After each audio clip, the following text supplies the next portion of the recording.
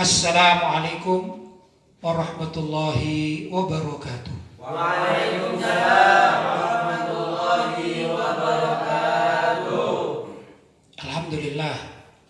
Wassalatu wassalamu ala Rasulillah Sayyidina Muhammad ibn Abdillah wa ala alihi wa sahbihi wa man wala wa la hawla wa la quwata illa billah, amma ba'd. Ikhwani rahimakumullah, malam hari ini kita memasuki bulan suci Ramadan pada malam ke-21, termasuk dari al-ashhurul awakhir min syahri Ramadan, 10 hari terakhir pada bulan suci Ramadan, yang mana pada 10 hari di bulan suci Ramadan itu dulu Nabi Muhammad SAW kalau sudah memasuki hari-hari semacam demikian, beliau ini memperbanyak untuk mujahadah, yaitu beramal ibadah diperbanyak khususnya di malam hari ya, untuk meraih salah satu malam yang disebut malam Lailatul Qadar, yang dikatakan malam Lailatul Qadar itu khairun min alfi syahr, lebih baik daripada 1000 bulan ya. Dan juga para sahabat radhiyallahu taala anhum zaman dahulu kala begitu juga. Yang pernah saya baca biografinya itu Sayyidina Ali bin Abi Thalib radhiyallahu taala anhu karramallahu wajhah. Itu kalau sudah al-ashhurul awakhir min Ramadan, 10 hari di bulan suci Ramadan itu biasanya beliau duduk di mihrab. Saya lebih mudah mengatakan duduk di tempat biasa beliau itu sholat. Kalau di tempat sini kan saya punya tempat ini sajadah tetap itu di situ ya. Nah, ini tempat sholat saya. Ya, sholat 5 waktu di situ. Nah, maka beliau seperti itu juga lah kurang lebih, duduk di situ. Ya, menunggu waktu sholat, khususnya kalau malam hari. Itu begitu yang pernah saya baca. Itu Sayyidina Ali bin Abi Thalib. Kemudian beliau ini sebagaimana layaknya juga orang-orang Arab itu biasanya berjenggot gitu ya, umumnya. Maka dalam riwayat yang pernah saya baca, Sayyidina Ali bin Abi Thalib kalau sudah ashhurul awakhir demikian memegang jenggotnya begini ya, sambil menangis. Beliau itu menangis karena takut ditinggal bulan suci Ramadan. Itu Sayyidina Ali bin Abi Thalib. Jadi menangis. Wah, kita mengatakan wah gitu. Kalau saya katakan bahasa Indonesia, aduh, bisa barangkali begitu ya. Aduh, ini bulan suci Ramadan sudah dekat, hampir habis. Gimana ya, andai kata saja bulan suci Ramadan itu masih lama, sehingga aku bisa mencari pahala lebih banyak lagi ya, untuk taqarrub ilallah, mendekatkan diri pada Allah, ya dah, mencari malam Lailatul Qadar, begitu. Itu yang dilakukan oleh Sayyidina Ali bin Abi Thalib yang pernah saya baca. Ya, luar biasa. Dan juga ulama-ulama salaf terdahulu kalau sudah al-ashhurul awakhir begitu juga mereka.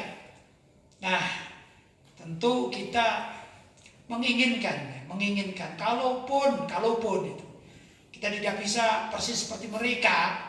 Ya mungkin standar kita ini berbeda ya, mungkin ya, keilmuan kita berbeda, keimanan kita berbeda, ya kan? Maksudnya standarnya kita tidak ada apa-apanya dibandingkan mereka-mereka ini ulama-ulama salaf ya, orang-orang terdahulu ya. Tapi paling tidak kita semangatlah untuk mengisi 10 hari terakhir di bulan suci Ramadan itu. Ya kita semangat, belajar semangat gitu ya. Zikir pada Allah semangat. Paling tidak kita berharap mudah-mudahan malam ini misalnya, ini kan malam 21 ya. Mudah-mudahan malam ini Allah SWT mentakdirkan turunnya malam Lailatul Qadar, gitu ya. Kemudian nanti malam 23 juga begitu kita. Ya Allah, mudah-mudahan malam hari ini, malam 23 itu maksudnya, esok lusa, ini diturunkan malam Lailatul Qadar. Juga tatkala malam 25, 27, 29, ya dah. Itu hati kita memohon kepada Allah agar apa? Dapat malam Lailatul Qadar.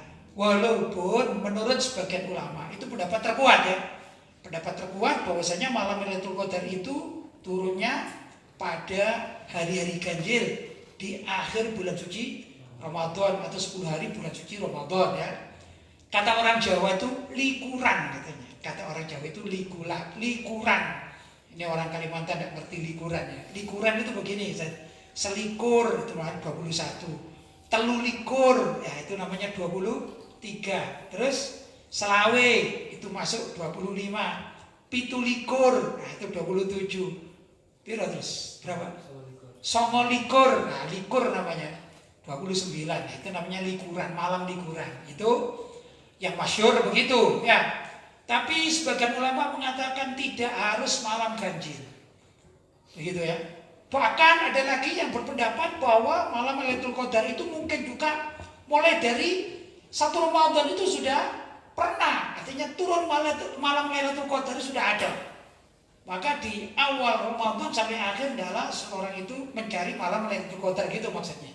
Ya begitulah pendapat para ulama. Namun malam hari ini saya tidak akan bicara tentang malam Lailatul Qadar dalam kapasitas sebagai keilmuan ya. Tapi saya ingin menukil atau kita membacakan ada satu kewajiban ya.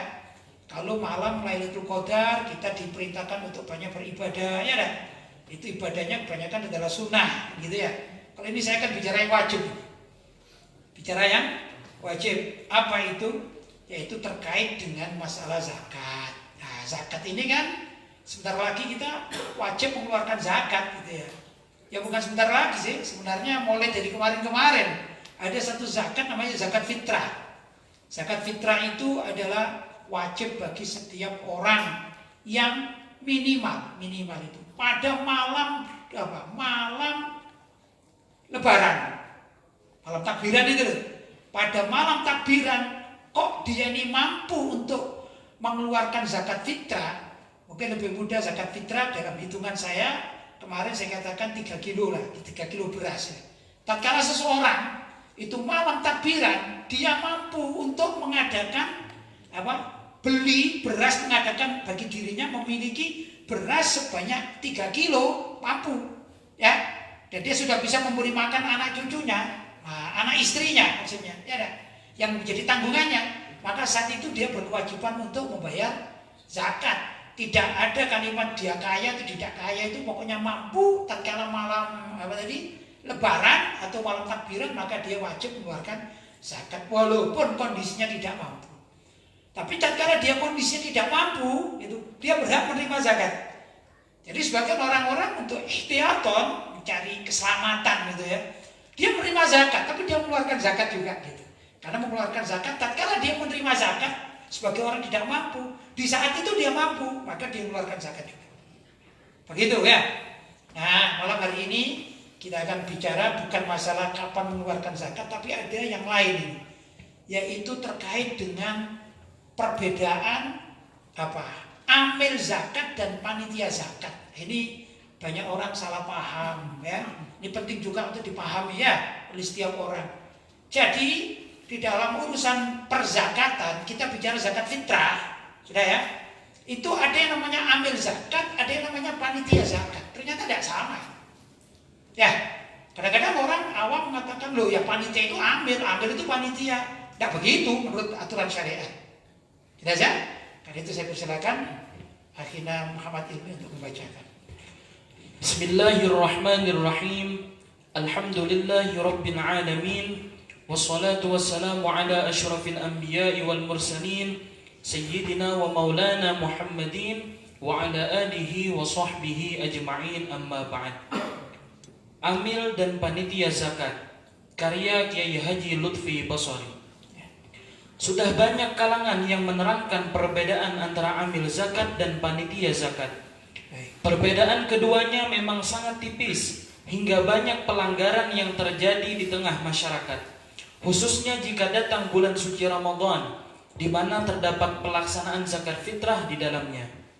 Ya, lanjut. Demikian juga kebiasaan baik para pembayar zakat mal yang ingin mendapatkan keberkahan bulan puasa, hingga ramai-ramai mereka menyalurkan zakatnya di bulan Ramadan pula. Ya, kalau zakat fitrah memang wajib dibayar pada bulan suci Ramadan. Kalau zakat mal disunnahkan. Kalau misalnya ada perhitungan dalam 1 tahun, belum 1 tahun namanya ditakdir, didahulukan.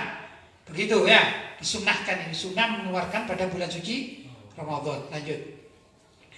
Di antara yang dibahas oleh para pakar tentang perbedaan amil zakat dengan panitia zakat yang penting untuk diketahui masyarakat antara lain sebagai berikut. Baik. Imam Syafi'i mendefinisikan amil sebagai orang yang bekerja mengurusi zakat, sedang dia tidak mendapat upah selain dari zakat tersebut. Ya, kalau menurut pandangan Imam Syafi'i ya, yang namanya amil zakat, amil ini adalah orang yang mengurusi zakat. Sedangkan dia tidak dapat upah dari zakat tersebut, tidak dapat upah. Gitu ya, ambil zakat. Ini secara global. Gak dapat upah itu ya misalnya gak dapat bayaran, maka dia boleh menerima bagian zakat. Begitu ya, bukan dapat bayaran gitu. Tapi itu masih global, itu masih global. Lanjut. Madhab Syafi'i merumuskan amil sebagai berikut. Amil zakat yaitu orang-orang yang dipekerjakan oleh imam atau pemerintah untuk mengurusi zakat. Nah ini yang terpenting menurut mazhab Syafi'iyah, bahwa yang namanya amil ini ya, yang amil itu berhak menerima zakat. Amil itu adalah orang-orang yang dipekerjakan oleh imam atau pemerintah. Untuk apa? Untuk mengurusi zakat. Jadi misalnya gini, ada 2 orang ini ya, ada Ustaz Dadi sama Ilmi itu ya. Saya perintah sama Ilmi, saya misalnya pihak pemerintah. Ya, atau gubernur, atau apa, atau bupati, itu apa ya. Kalau di Indonesia ini paling tidak dari Departemen Agama atau dari KUA gitu. Saya menugaskan saudara Ilmi untuk menjadi amil zakat resmi. Saya sebagai pejabat, saya tunjuk. Mungkin kalau di sini ada sertifikatnya barangkali begitu sebagai utusan. Ya, sebagai utusan dari pemerintahan penunjukan, maka kamu harus jadi pengurus yang mengurusi tentang zakat. Itu namanya amil. Sudah? Sedangkan di sini ada Ustaz Dadi ini misalnya punya punya musola itu ya. Ya. Dan orang-orang musola ini bersepakat, kita membuat panitia zakat saja gitu. Maka ditunjuklah ketua panitia Ustaz Dadi. Perbedaannya apa? Ustaz Dadi tidak dapat penunjukan dari pemerintahan setempat, tapi dari masyarakat. Sedangkan saudara Ilmi mendapatkan penunjukan dari saya. Mungkin saya sebagai camat atau sebagai lurah dan lain sebagainya. Kan ada perbedaan di sini ya. Ini dengan kemauan sendiri bersama masyarakat, yang ini ditunjuk oleh pemerintah. Maka saudara Ilmi ini yang namanya amil zakat, sedangkan Ustaz Dadi namanya panitia zakat. Begitu. Lanjut. Mereka adalah para karyawan yang bertugas mengumpulkan zakat. Para karyawan, dikatakan karyawan karena apa? Karena bekerja pada pemerintah. Urusan tetap, gaji tetap, tidak tetap, misalnya kalau sekarang itu ada istilahnya pegawai honorer, itu bukan masalah. Tapi jelas ini bekerja pada pemerintah. Begitu. Lanjut. Menulis, mendatanya dan memberikan kepada yang berhak menerimanya. Dimasukkannya amil sebagai asnaf menunjukkan bahwa zakat dalam Islam bukanlah suatu tugas yang hanya diberikan kepada seseorang atau individual, tapi merupakan tugas jamaah atau bahkan menjadi tugas negara. Ya, karena amil yang ditugaskan oleh pemerintah tadi itu dalam fikih dimasukkan sebagai 8 asnaf, 8 kelompok yang berhak menerima zakat. Ya, maka ini sebenarnya zakat itu tidak urusan individu, orang per orang, walaupun yang diwajibkan adalah individu. Tapi ada karena sesuatu yang yang menjadikan masyarakat ini bisa diatur sedemikian rupa oleh pemerintah dalam artian yang berkuasa di situ, ya. Maka dibentuklah yang namanya amil. Maka amil ini dijadikan oleh syariat sebagai salah satu bagian yang boleh menerima zakat. Berbeda dengan panitia. Kalau panitia tidak berhak menerima zakat karena tidak ditunjuk oleh pemerintah. Jelas ya? Lanjut. Zakat punya anggaran khusus yang dikeluarkan darinya untuk gaji para pelaksananya. Ya, zakat punya anggaran khusus dari pemerintah kan gitu ya, yang dikeluarkan darinya untuk gaji para pelaksana. Ya, tadi ini ya, karena ada istilahnya diatur oleh negara. Kalaupun dia ini asalnya pegawai negeri, kalau di Indonesia tak masalah. Misalnya pegawai negeri, dia ini pegawai kecamatan, kemudian disalurkan membantu kan gitu kan bisa. Atau kalau enggak begitu. Dia ini orang biasa, orang kampung, cuman terdaftar sebagai pegawai honorer untuk urusan zakat. Yaitu seperti apa ya?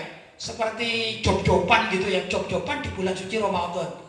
Boleh saja asalkan ada restu atau peresmian dari pemerintah itu boleh. Ya, lanjut. Syarat-syarat yang harus dipenuhi untuk menjadi seorang pengelola zakat atau amil zakat adalah: 1. Muslim. Muslim, harus muslim. 2. Mukallaf. 3. Jujur. 4. Memahami hukum-hukum zakat. Ya, jadi seorang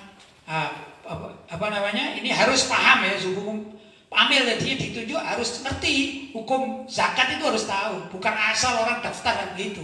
Lanjut. 5. Memiliki kemampuan untuk melaksanakan tugas sebaik-baiknya. Ya, misalnya orangnya tidak dalam keadaan yang sakit ya, atau mohon maaf misalnya cacat misalnya ya, tidak bisa gitu, tapi dia betul-betul mampu. Oke, secara dohir kayak saudara Ilmi ini dilihat secara dohir mampu dia kan begitu. Lanjut. 6.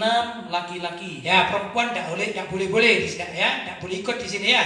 Laki-laki. Kemudian 7. Sebagian ulama mensyaratkan amil itu orang merdeka, bukan seorang hamba. ya, sebagian ulama ini bagus juga. Ini bukan budak, tapi seorang merdeka. Ya, seperti sini kan merdeka semua orangnya ya.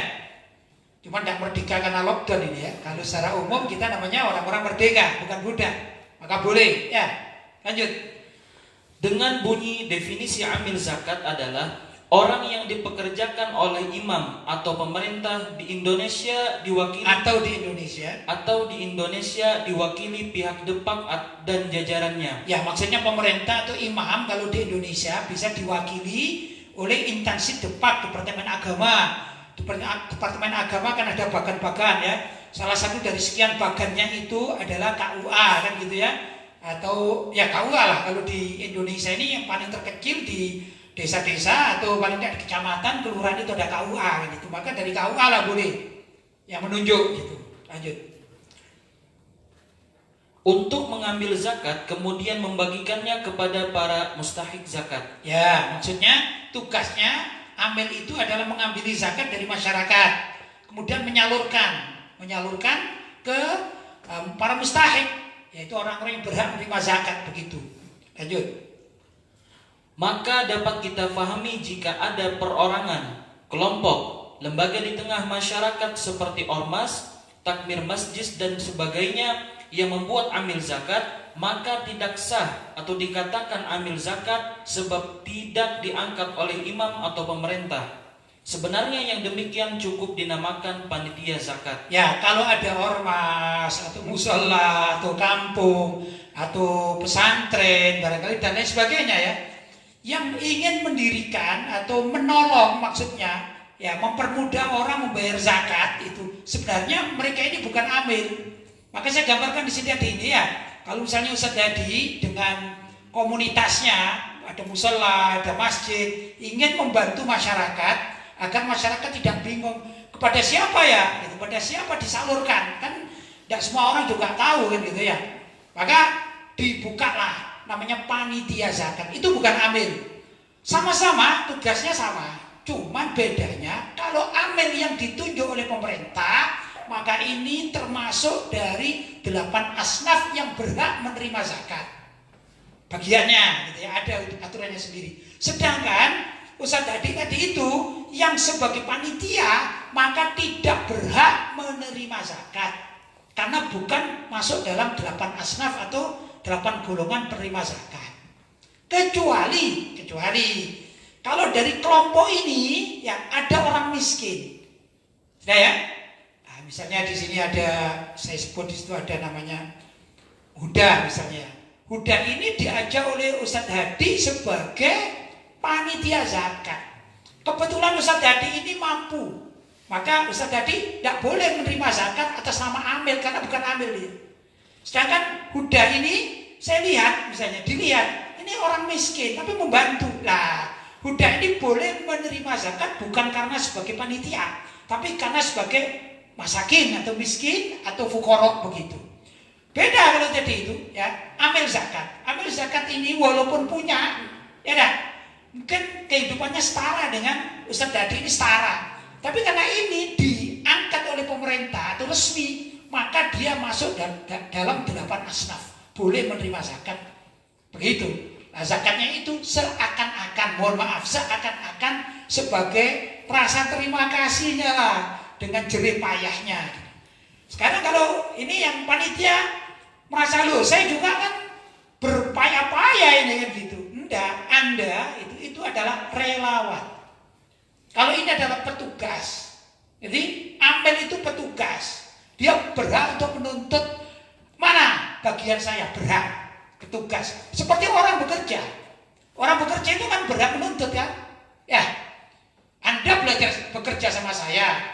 Perjanjiannya 1 bulan Anda mendapatkan uang 1 juta misalnya.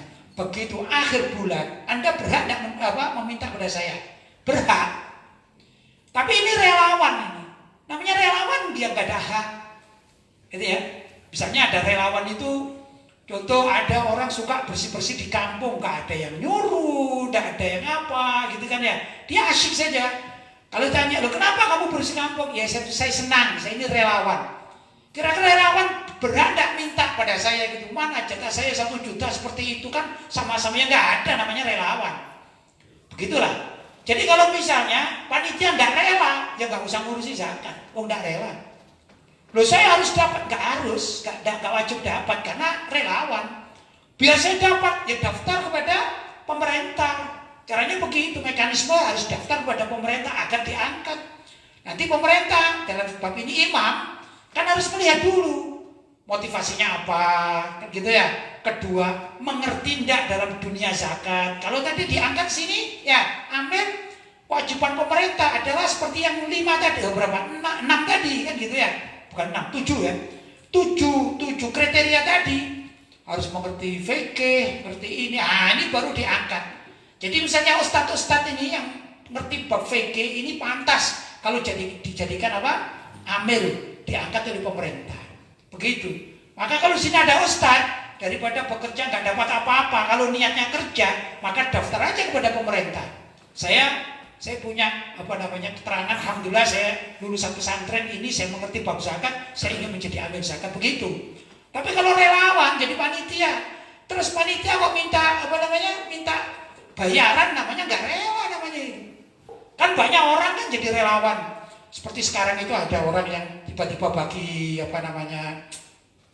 takjil gratis. Mereka mengeluarkan uang dan mereka tidak menuntut. Loh, saya ini sudah mengeluarkan takjil gratis, mana yang bayar saya? Nggak gitu. Berarti ya nggak usah takjil gratis, Anda niatnya bekerja kok. Kan gitu. Kalau rela nggak begitu. Maksud banyak orang itu ya, orang yang betul-betul relawan di jalan Allah, fisabilillah, tidak mengharapkan jatah dari beras itu banyak.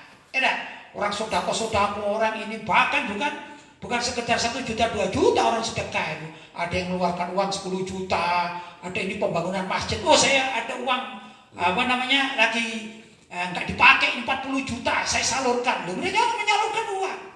Ada lagi termasuk tanah ini. Saya mau wakaf tanah. Loh kalau dihitung dari rugi dan rugi dunia ini kan rugi. Punya tanah 1 hektar diberikan untuk masjid dalam hitungan keduniaan.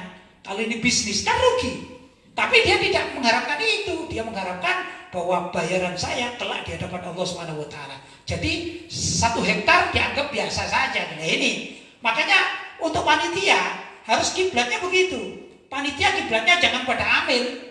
Kalau panitia kiblatnya pada amil, maka kepingin dapat jatahnya beras. Tapi kalau panitia kiblatnya iya ya, orang yang jauh lebih banyak menyedekahkan hartanya. Seperti tadi wakaf fisabilillah, tanah 1 hektar itu berapa harganya? Ya dah, bisa saja di tempat-tempat strategis sampai 1 miliar gitu. Saya cuma tenaga saja. Masa saya tenaga saja sudah nilai ta'ala, saya kepingin dapat pahala. Mestinya begitu para panitia.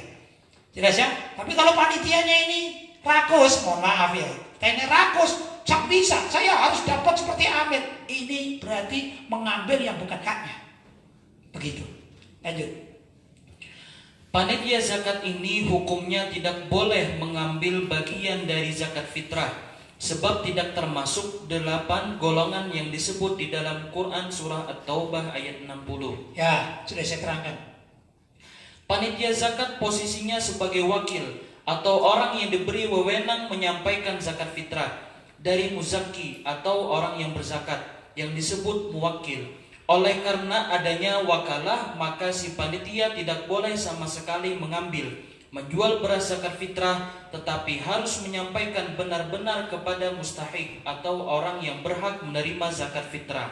Ya, ini saya juga demikian ya. Saya gambarkan juga kalau ada penyembelihan kurban, walaupun bukan masanya ya. Penyembelihan kurban itu kalau ada panitia, ya, panitia ini.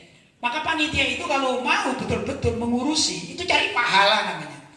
Bukan cari keuntungan dari penyembelihan korban. Maksud saya begini, sama dengan zakat itu. Kadang-kadang orang, ayo kita bikin panitia di kampung nyembelih korban itu. Kemudian ya minta, wah kita nanti jual, misalnya kita jual kulitnya buat apa misalnya. Ya, kulitnya buat apa? Buat beli tas kresek. Terus siapa yang membelikan tas kresek kalau bukan kita menjual kulitnya? Padahal menjual kulit itu tidak boleh, itu hanya fuqara, kan begitu kan ya. Nah, kalau ada panitia berpikir demikian, lebih baik nggak usah membuat panitia kalau pelit semacam itu. Tapi yang namanya panitia itu cari pahala, bukan cari keuntungan. Kalau sudah dari saya panitia, alhamdulillah orang itu menyerahkan misalnya kambing atau lembu, sapi ya. Sekarang kalau kambing berapa? Paling tidak berapa? Anggap 2 juta ya. Cara berpikir begini, orang itu yang menitip untuk disembelihkan sudah mengeluarkan uang 2 juta. Dia banyak pahalanya. Sebut pahalanya ini 100 gitu ya. Maka saya akan sedekah dengan tenaga sekaligus tas kresek. Begitu mestinya cara berpikir. Gitu kan? Kalau misalnya enggak, ya enggak usah lah. Kan enggak dosa kan? Ya, di sini misalnya ada saudara Ilmi, ada Ustadz Hadi itu. Besok enggak usah bikin misalnya, enggak bikin. Saya tidak bikin panitia zakat. Saya tanya, dosa apa enggak dosa? Enggak dosa. Yang orang zakat itu mestinya kalau saya akan berzakat, maka kewajiban saya menyerahkan kepada fuqara atau kepada 8 asnaf tadi. Ya saya berkewajiban. Kalau tidak ada amil itu karena pemerintah ingin dalam Islam ya, pemerintah ini bertugas untuk melancarkan gimana sistem yang dibangun di masyarakatnya, karena menjadi tanggung jawab pemerintah kan, kebaikan masyarakat kan begitu. Maka dibentuklah namanya amil untuk memudahkan. Tapi kalau ada orang muzaki, orang yang ingin berzakat, tidak mau lewat pemerintah, tidak apa-apa, boleh, nggak perlu lewat panitia, nggak apa-apa. Saya alhamdulillah saya nggak pernah lewat panitia atau ambil. Sudah, kalau sekarang zakat fitrah, zakat fitrah sudah saya kemas sesuai dengan jumlah yang keluarga yang saya tanggung, kan begitu kan. Saya beri fuqara, kan sering ada orang datang, ya ada macam-macam orang datang itu, orang datang pengemis, saya kasih misalnya, atau saya punya tetangga, ya oh ini perlu, saya kirim ke sana. Atau ada famili yang memerlukan itu, tidak perlu, saya tidak wajib saya salurkan lewat amil, ya juga lewat panitia.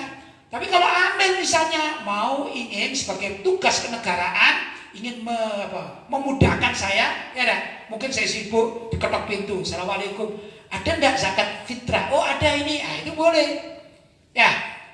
Dan amil ini dalam kondisi semacam demikian berhak menerima zakat sebagai 8 asnaf. Kalau panitia enggak, ya panitia membuka suatu pekerjaan ini atau kegiatan ini ya lillahi ta'ala, enggak dapat apa-apa begitu. Kalau nggak mau ya nggak usah bikin panitia-panitiaan kan gitu ya. Tapi nggak begitu semuanya. Artinya banyak orang ahlul khair ya. Ayo kita bikin panitia, kita membantu, sudah. Nanti makannya para panitia saya tanggung. Ada orang biasanya begitu ya, orang ahlul khair itu banyak ya dah. Ini adalah luar biasa. Dia bukan petugas tapi bekerja dalam kutip bekerja untuk Allah. Gitu ya. kata mencari pahala. Oh, luar biasa ini pahalanya. Jelas ya? Jadi ada kebaikan juga, tapi syaratnya bukan mengincar saya jadi panitia nanti saya dapat jatah, padahal nggak dapat jatah itu sesungguhnya. Jelas? Lanjut. Maka praktek sebagian panitia zakat yang mengambil sebagian beras zakat fitrah yang belum dibagikan ke mustahik dalam bentuk menjualnya kemudian digunakan konsumsi panitia, membeli plastik kresek dan sebagainya yang digunakan untuk kelancaran panitia adalah bentuk pengkhianatan dan kezaliman wakil atas barang yang dititipkan padanya dan hukumnya dosa serta wajib menggantinya. Ya kalau ada panitia nekat memakan apa saja lah ya, menyalurkan yang bukan pada tempatnya ya, untuk wah ini misalnya ada pembangunan masjid, ini sebagian kita jual aja, ini karena ada kamar mandinya belum selesai, itu dosa, wajib mengganti. Begitu ya. Lanjut. Namun panitia zakat yang ikhlas menjalankan fungsinya sebagai wakilnya umat Islam untuk menyalurkan zakat mereka tanpa tendensi ingin mendapat bagian zakat yang dikumpulkannya itu, maka pahalanya sangat berlipat ganda. Ya, ini namanya sedekah. Sedekah panitia kepada orang-orang ya. Sedekah jasa bagi orang muzaki itu tetep, itu namanya panitianya sudah sedekah jasa karena akan mengantarkan. Bagi orang mustahik maka ini pengantar yang luar biasa, maka dapat pahala kiriman dari muzaki orang yang berzakat sama yang menerima, ya berlipat ganda. Jadi istilahnya bisnisnya bisnis akhirat, yaitu benar-benar murni. Itulah panitia yang luar biasa di sisi Allah Subhanahu wa taala ya. Kita acungkan jempol bagi mereka asalkan tidak menyalahkan kedudukan atau tanggung jawabnya karena bukan amil. Gitu ya. Lanjut. Sayyidina Abu Hurairah radhiyallahu anhu menyampaikan bahwa Nabi Muhammad SAW bersabda, usaha yang paling baik adalah usaha seseorang yang mengurusi zakat jika ia lakukan dengan ikhlas. Hadis riwayat Muslim. Ini termasuk ya mengurusi zakat tapi ikhlas, gak minta sebagai salah satu anggota 8 asnaf. Nah, saya ikhlas lillahi ta'ala ngurusi zakat. Wah, itu bagus sekali. Banyak orang yang demikian ini, ya kan? Banyak loh di Indonesia ini, banyak orang ikhlas. Ini kita doakan mereka, mudah-mudahan benar-benar mereka ini mendapatkan pahala yang berlipat ganda asalkan tidak menyalahgunakan wewenangnya. Gitu ya. Dia ini panitia bukan amil ya, tidak berhak menerima zakat. Jangan sampai salah ini ya. Sehingga betul-betul diberi pahala yang murni dari Allah Subhanahu wa taala. Lanjut. Sayyidina Rafi' bin Khadij radhiyallahu anhu bercerita bahwa ia mendengar Nabi Muhammad SAW bersabda, seseorang yang mengurusi zakat dengan benar karena Allah, maka ia sama dengan orang yang berperang di jalan Allah sampai ia pulang ke keluarganya. Subhanallah ya, panitia zakat ini ya betul-betul seperti orang jihad gitu. Luar biasa karena dia ngurusi hartanya orang yang dia tidak mengambil apa-apa dari situ, betul-betul seperti orang perang gitu. Orang perang, ayo kita ini ada musuh perang ya, sudah masa gini. Saya mau perang, kalau digaji sebulan berapa ya, nggak usah perang lagi, sudah tidur aja di sana kan gitu. Ya dah, tapi ini betul-betul perang fisabilillah ya. Bahkan orang biasanya kalau demikian ingin mengeluarkan hartanya, saya bikin pedang sendiri, saya mau ini, saya tameng sendiri begitu. Banyak kan yang demikian ya. Ada untuk menjaga atau membela agama Allah. Misalnya adalah agama Allah SWT dicaci maki, maka marah, ada orang marah umat Islam ya, protes sampai aksi damai misalnya, bahkan luar biasa sampai beli tiket sendiri, kan ada begitu kan ya, sampai menyewa pesawat sendiri. Apa dari mana? Apakah mereka ini yang menyewa pesawat minta kembalian? Saya minta kembalian ya enggak, itu karena lillahi ta'ala, mereka ingin menjaga dan membela agama Allah yang dilecehkan oleh orang-orang di luar Islam misalnya. Kan ada begitu, di dunia ini ada. Ya, mereka lillahi ta'ala gitu. Itulah namanya fisabilillah. Sama halnya dengan tadi itu. Panitia yang ngurusi dengan benar ya, maka akan mendapatkan pahala fisabilillah seperti perang di jalan Allah. Luar biasa. Ya. Lanjut. Sedangkan ancaman bagi amil maupun panitia yang menyelewengkan zakat, dosanya juga sangat besar. Ya. Kalau amil itu nggak semau gue ngambilnya, aku enak lah ngambil 1 ton 2 ton, nggak begitu, ada bagian-bagian tertentu ya kan. Demikian juga panitia kalau betul-betul yang tadi itu nggak menyalahkan gunakan wakaf ini amil, padahal dia bukan amil, ya kan. Maka dosanya besar sekali. Lanjut. Sayyidina Uqbah bin Amir radhiyallahu anhu menyatakan, Nabi Muhammad SAW bersabda, tidak akan masuk surga amil atau panitia yang mengambil jatah 10%. Hadis riwayat Abu Dawud. Kalau ngambil lebih dari 10% ke atas dari yang dikumpulkan itu, ya, wah saya ambil aja kan, ini kan banyak masih yang fuqaranya cuma sedikit, saya ambil 15%, maka susah dia masuk surga.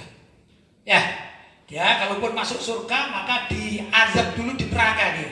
Ya, kemarin saya terangkan 1 hari di di akhirat baik surga maupun neraka itu sama halnya 1000 tahun hitungannya di dunia. Begitu. Lanjut. Sayyidina Abdullah bin Buraidah mendengar dari bapaknya bahwa Nabi Muhammad SAW bersabda, barang siapa yang meminta kami menjadikannya amil untuk suatu pekerjaan, telah kami tetapkan untuknya memperoleh uang sejumlah tertentu. Maka jika ia mengambil lebih dari belanja tersebut, berarti ia telah melakukan korupsi. Hadis riwayat Abu Dawud. Subhanallah, ya nah. Ya pencurian atau korupsi. Jadi termasuk korupsi itu ada pada dunia perzakatan kalau disalahgunakan dan mengambil yang bukan haknya. Baik oleh amil, lebih-lebih oleh panitia. Kalau panitia mengambil sedikit dari situ jelas korupsi kan gitu, karena tidak berhak. Kalau amil lebih dari 10%, maka dia termasuk korupsi dia. Ya, dosa besar. Begitu. Kurang lebihnya jelas. Ada? Lanjut? Selesai? Baik, alhamdulillah, mudah-mudahan pelajaran tadi bisa mengingatkan kita semua. Sekarang waktunya saya persilakan Ustadz Hadi. Ya, kalau ada pertanyaan masuk. Alhamdulillah, pada malam hari ini ada beberapa pertanyaan yang sudah masuk, Kiai. Baik. Pertanyaan pertama dari hamba Allah dari Kota Malang. Baik. Kiai, bolehkah wanita sholat isya dan tarawih bermakmum dengan imam yang ada di masjid atau musola, sedangkan wanita itu berada di rumahnya? Baik. Jadi ada sah atau tidak sahnya sholat berjamaah, ya. Yang sah itu kalau nyambung, tempatnya itu nyambung. Jadi saya tidak bisa mengatakan boleh atau tidak boleh. Ada tergantung gitu, tergantung. Ada rumah yang bersebelahan, berdempetan dengan musola, ya. Ada rumah, ya. Kadang-kadang satu tembok, misalnya ini rumah, gitu ya. Ini rumah, ini musola, kan satu tembok. Kalau ada pintu yang memungkinkan untuk sambung maka boleh. Tapi kalau rumah ini tertutup rapat, ya, nggak ada pintu untuk ke sana, maka tidak boleh. Namanya nggak sambung namanya. Ya, demikian juga kalau rumahnya ini terpisah dari dari musola, dia hanya mendengarkan dari mix atau pengeras suara, maka namanya nggak sambung. Ya, nggak boleh. Jadi yang namanya berjamaah itu, ikut berjamaah niat makmuman lillahi ta'ala itu kalau dihukumi ada sambung. Termasuk sambung begini kalau dalam fikih, ya, kita berbicara mazhab Syafi'i. Ada masjid. Saya katakan di sini ini masjid misalnya. Saya imamnya di sini. Sudah? Terus di pojok sana, karena tempat ibu-ibu di pojok sana. Ini kebetulan ini ya. Makmumnya itu hanya orang satu laki-laki di sini, jadi saya di sini, makmumnya satu sih. Terus di pojokan sana di dalam masjid di masjid, walaupun lebar, ada ibu-ibu yang ingin sholat berjamaah dengan saya. Ya, pertama satu tempat kan, walaupun jauh. Selagi masih tahu gerakan imam, walaupun hanya mendengarkan saja, oh ini lagi berdiri, oh ini lagi rukuk, oh ini bisa diprediksikan, maka sah bermakmum. Ya? Tapi andai kata tidak, maka tidak sah. Kemudian kalau ada pembatas, misalnya pembatas pintu. Kalau pintu itu tidak dikunci, ya artinya masih bisa. Kan ada kan pintu yang, ya maka boleh. Ini termasuk dalam lingkungan satu wilayah, satu mutasil namanya. Tapi andai kata pintu yang asalnya bisa dibuka tutup tiba-tiba dikunci. Sehingga kalau ada makmum, misalnya makmum ya, makmum satu untuk melompat ke tempat sana itu tidak bisa, maka termasuk sudah mengkotik, tidak boleh. Itu menurut mazhab Syafi'i. Jadi tergantung situasinya, ya, nggak bisa mengatakan boleh atau tidak boleh, tergantung situasinya. Ya, situasi rumahnya ini maksudnya, situasi rumahnya dengan masjid itu. Kedua, tergantung juga letak rumahnya. Letak rumahnya itu di belakang masjid atau di depan masjid. Jadi kalau apa ya? Kalau misalnya saya begini, saya sholat ngadep ke sana ini misalnya ya, ini saya imam, ini Pak Dasan. Loh, kalau rumah itu di depan masjid, kan kalau dia sholat kan berarti lebih ke depan daripada imam, pasti tidak boleh. Kalaupun di belakang itu kalau ada yang namanya mustasil, ada apa ya, celah untuk bisa jadi imam, jadi apa jamaah, karena kan posisi rumahnya tadi itu saya terangkan. Maka kalau di belakang atau samping selagi masih ada berdempetan ya, masih ada celah di beberapa rumah, tapi tidak untuk rumah-rumah semuanya begitu. Jelas ya? Baik. Jadi terperinci ini ya. Baik, tapi yang hati-hati ya lebih baik ikut ke musola kan. Jelas ya? Baik. Pertanyaan berikutnya dari hamba Allah dari Tangerang. Assalamualaikum warahmatullahi wabarakatuh. Waalaikumsalam warahmatullahi wabarakatuh. Semoga limpahan rahmat Allah senantiasa menaungi Kiai. Amin. Afwan, izin bertanya terkait Syiah. Bagaimana sebenarnya Aswaja menghukumi akidah Syiah? Apakah mutlak sesat atau kafir atau dibagi kepada beberapa kategori? Lalu bagaimana dengan adanya perawi hadis dari kalangan Syiah dalam Sahih Bukhari? Atas jawabannya kami ucapkan terima kasih. Baik. Syiah itu bisa dikatakan secara global ada dua macam. Secara global ya. Syiah itu dibagi-bagi banyak Syiah itu. Cuma secara global ya dibagi dua. Yang pertama adalah namanya Syiatul Tafdil. Syiah yang hanya mengatakan Sayyidina Ali lebih afdol daripada Sayyidina Abu Bakar dan Sayyidina Umar. Ini istilahnya dikatakan Syiah Zaidiyah. Semuanya akidahnya sama dengan Aswaja, cuman bab tafdil yaitu mengatakan Sayyidina Ali lebih mulia, lebih utama daripada Sayyidina Abu Bakar dan Sayyidina Umar. Itu saja perbedaannya. Sudah ya, itu saja. Nah, selebihnya Syiah-Syiah yang lain itu sesat. Selebihnya, dari selain Syiah Zaidiyah sesat. Sudah ya? Kemudian di antara Syiah-Syiah yang sesat itu ada yang sampai kufur.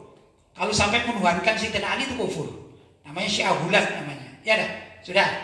Jadi ya jelas ya. Pertama, dalam Syiah itu ada Syiah yang ringan kesalahannya, namanya Syiah Zaidiyah. Itu dalam bahasa lain dikatakan Syiatul Tafdil.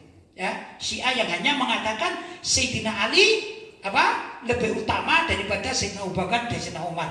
Tapi kekhalifahan Sayyidina Abu Bakar, Sayyidina Umar, Sayyidina Utsman itu sah menurut mereka. Nggak protes mereka, cuma afdol saja lah, gitu ya. Begitu kurang lebih ya. Dah selesai. Nah, menurut Imam Ibnu Hajar ya dalam kitabnya ya, perawi yang di Sahih Bukhari tadi itu adalah yang tasyayyu'. Tasyayyu' itu yang seperti mengatakan bahwa Sayyidina Ali lebih afdal daripada Sayyidina Abu Bakar dan Sayyidina Umar. Bukan Syiah yang sesat. Yang diambil Imam Bukhari. Itu pun Imam Bukhari mensyaratkan tidak semua orang Syiah yang semacam itu namanya Syiah Zaidiyah diterima enggak. Pertama, kalau orangnya jujur, hafalannya kuat, sesuai dengan kriteria yang sudah ditetapkan oleh Imam Bukhari. Itu. Kemudian yang ketiga, ternyata riwayat dari Syiah, lebih mudah saya katakan Syiah Zaidiyah tadi itu, ini di dalam kitab Imam Bukhari bukan dijadikan topik utama, bukan. Tapi syawahid hanya memperkuat saja. Ya, hanya memperkuat. Saya katakan memperkuat itu begini. Ya, apa ya? Bisa dikatakan bagaimana memperkuat. Baik, beginilah. Misalnya ini ya. Ini tisu saja, tisu sudah. Saya berkeringat. Topik utama, misalnya topik utama, saya mengatakan bahwasanya tisu ini bisa membersihkan keringat saya gini kan. Ini topik judul utama ya. Ibarat riwayat hadisnya, matannya semua ini adalah menggunakan tisu untuk menghilangkan keringat. Topik utama. Ya, itu topiknya Imam Bukhari Sahih. Terus kebetulan ininya habis, tapi ada sedikit keringat. Saya bersihkan dengan ini. Namanya syawahid, misalnya bukan topik utama ya. Oh, ternyata kain juga bisa ya. Ya bisa.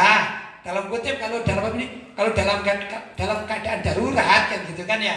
Karena ini juga bisa membersihkan, tapi kan sayang kan gitu. Maka topik utama, ya saya katakan topik utama membersihkan keringat itu dengan apa? Tisu. Ini riwayat Imam Bukhari Sahih.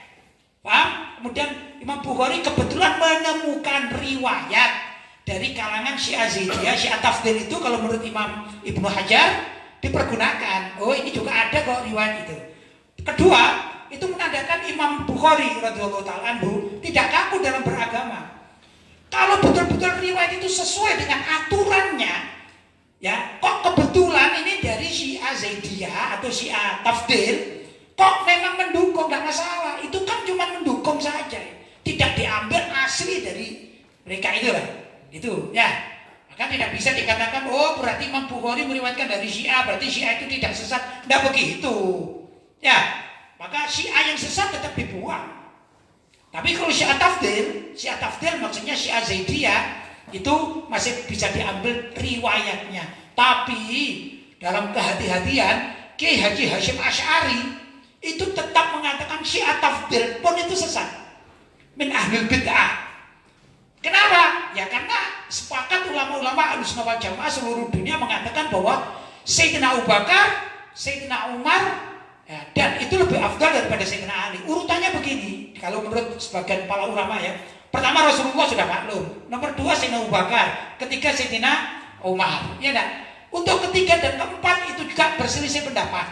Apakah Sayyidina Utsman lebih afdal daripada Sayyidina Ali, atau Sayyidina Ali lebih afdal daripada Sayyidina Utsman? Sebagian masyarakat, sebagian ulama itu memilih runtut sebagaimana kekhalifahan di zaman itu. Berarti pendapat yang ini kuat juga. Jadi pertama Rasulullah sudah maklum ya dalam dunia Islam gitu ya. Kemudian berikutnya adalah Sayyidina Abu Bakar di bawah Rasulullah dalam kemuliaannya ya. Kemudian Sayyidina Umar, kemudian Sayyidina Utsman, baru Sayyidina Ali bin Abi Thalib. Walaupun Sayyidina Ali ini kan ahli baitin Nabi, yang begitu kan dalam kedudukan ini berbeda. Sayyidina Ali punya keistimewaan luar biasa, tapi Sayyidina Utsman juga punya keistimewaan sangat luar biasa. Sayyidina Umar punya keistimewaan yang luar biasa. Sayyidina Abu Bakar punya keistimewaan yang luar biasa. Semuanya punya keistimewaan. Tapi kalau diruntut gitu ya, dalam keistimewaan menurut Ahlussunnah wal Jamaah seperti itu. Jelas? Baik, lanjut. Pertanyaan berikutnya dari hamba Allah dari Kalimantan. Baik. Kiai mau tanya tentang warisan. Ya. Apakah anak tiri bisa mendapatkan warisan? Terima kasih. Baik. Anak tiri tidak bisa mendapatkan warisan ya. Jadi gini misalnya ada orang laki-laki, bapak maksudnya ya, orang laki-laki dewasa ya dah. Kemudian ada seorang ibu-ibu dewasa juga punya anak janda, ini ibu-ibu janda punya anak. Lebih baik saya katakan anaknya satu gitu aja ya. Anaknya satu laki-laki, itu lebih mudah ya. Ini kan orang lain. Jadi ini ibu janda punya anak laki satu, sudah selesai.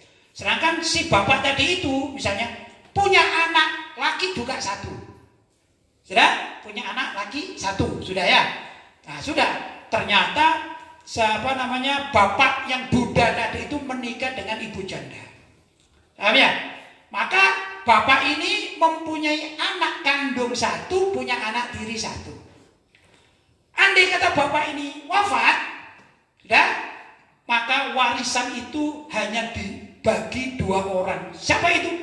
Istrinya, yaitu janda yang punya anak satu itu dengan anak kandungnya, dengan perhitungan faraid ya. Sudah begitu. Terus anak tirinya dari si ibu janda itu apakah mendapatkan warisan dari si bapak tiri? Nggak dapat. Demikian juga andai kata si anak ini mati duluan, maka bapak tiri nggak dapat juga. Ya, begitu. Misalnya saja loh, anak tiri ini kaya, konglomerat, uangnya itu 1 triliun. Walaupun uangnya 1 triliun, si bapak ini nggak dapat kalau anaknya mati. Tapi ibunya dapat. Nanti, misalnya saja, kalau saya katakan, begitu ibunya ini sebut saja dapat 1/4 triliun misalnya. Berapa 1/4 triliun? 250 juta. Ya, anaknya mati dulu kan, ibunya dapat. Sudah? Ternyata ibunya ini mati. Ini kan jadi istrinya ini kan. Maka suaminya ini dapat warisan dari ibu ini, walaupun hasilnya tadi dari anak. Itu estafet begitu. Tapi kalau langsung nggak dapat. Jelas? Baik, lanjut. Pertanyaan berikutnya dari hamba Allah dari Kalimantan. Bagaimana pendapat Kiai kalau ada orang yang mengatakan onani di saat bulan puasa tidak membatalkan puasa? Syukran. Ya, kemarin terjadi ya di medsos ini rame itu ya, mengeluarkan sperma di siang hari. Ya, pertama kemarin sudah saya terangkan, kalau itu dalam keadaan mimpi atau memang dia tidak sengaja itu ya, namanya tidak sengaja ya, maka tidak apa-apa. Seperti mimpi itu ya, mimpi di siang hari itu ya, itu nggak apa-apa. Namanya juga nggak ada kudro, tidak ada kekuatan manusia untuk menolak mimpi, itu satu. Tapi kalau sengaja berdosa, kedua membatalkan puasa. Saya katakan sengaja itu misalnya ada gambar gitu ya, ada gambar porno, dia lihat. Ya mungkin karena nafsunya besar ya, begitu melihat gambar porno, tiba-tiba dia keluar. Ya, maka dia melihatnya kan dosa. Kemudian di samping dia dosa keluar, kedua dia membatalkan puasa. Itu yang disepakati gitu. Kalau ada pendapat seperti kemarin itu ya kita buang saja lah, pendapat itu salah itu. Jelas ya? Baik, lanjut. Pertanyaan berikutnya dari hamba Allah dari Kota Pasuruan. Ya. Kiai, ciri-ciri orang yang mendapatkan Lailatul Qadar bagaimana? Matur nuwun. Baik, ciri-cirinya itu sebenarnya seperti dalam dunia haji itu ya. Ya, kan orang haji itu ada namakan haji yang tidak mabrur dan ada haji yang mabrur. Yang tidak mabrur itu artinya hajinya ditolak, mestinya nggak dapat apa-apa kan gitu kan ya, mengeluarkan uang banyak tapi dapat apa-apa kan gitu kan. Nah, tapi kalau haji itu mabrur, laisa lahu jazaa'un illal jannah, gitu kan? Tidak ada balasan bagi orang yang hajinya mabrur itu kecuali surga. Ciri-cirinya apa? Orang diberi haji mabrur, yaitu perilaku setelah haji lebih baik daripada sebelum haji. Kan gitu kan? Misalnya ada orang ahli judi, misalnya ya, ahli judi, kemudian dia tobat, sudah. Kemudian dia berangkat haji misalnya, ternyata Allah SWT mengampuni semua dosa-dosanya ya, dia lakukan. Maka setelah setelah pulang dari haji, diberi haji mabrur, dia sudah tidak judi lagi, tidak bermain macam-macam, bahkan dia menjadi ahli masjid. Itu namanya hajinya mabrur. Demikian juga Lailatul Qadar. Ya kan? Kalau ada orang misalnya sebelumnya itu nakal sekali, nakal lah, macam-macam nakalnya itu ya. Kemudian sebut malam ini dapat malam Lailatul Qadar, maka esok hari dia sudah tidak nakal lagi, dia menjadi baik, dia di ahli ibadah, begitu tanda-tandanya. Ya, maka kalau kali kita ini misalnya kita melean bangun malam ya, masya Allah cari malam Lailatul Qadar ya. Kemarin kita masih suka menggunjing orang, besok menggunjing lagi, yang nggak dapat namanya ini ya. Jadi kalau kepingin tahu gitu gimana sih perbedaannya, yaitu tatkala setelah mendapatkan Lailatul Qadar dia jauh lebih baik daripada sebelum mendapatkan Lailatul Qadar. Orang itu tidak pasti kata-kata. Ya kan? Itulah ciri-ciri yang saya ketahui ya. Masih sebenarnya banyak tapi secara zahir semacam itu. Jelas ya? Baik, ada lagi? Sudah selesai. Baik, alhamdulillah, mudah-mudahan apa yang saya sampaikan ada manfaatnya. Mudah-mudahan malam hari ini kita diberi oleh Allah SWT malam Lailatul Qadar, ya kan? Atau kalau tidak sekarang, insya Allah dalam malam-malam sampai akhir, itu malam malam takbiran itu ya, dari sekian banyak malam 10 hari ini kita juga tetap mendapatkan malam Lailatul Qadar yang bisa merubah akhlak kita, keyakinan kita, akidah kita, keagamaan kita jauh lebih baik daripada yang kemarin. Barangkali itu dari saya, mudah-mudahan ada manfaatnya. Hadza ma aqulu lakum wal afu minkum, wassalamu alaikum warahmatullahi wabarakatuh. Waalaikumsalam warahmatullahi wabarakatuh.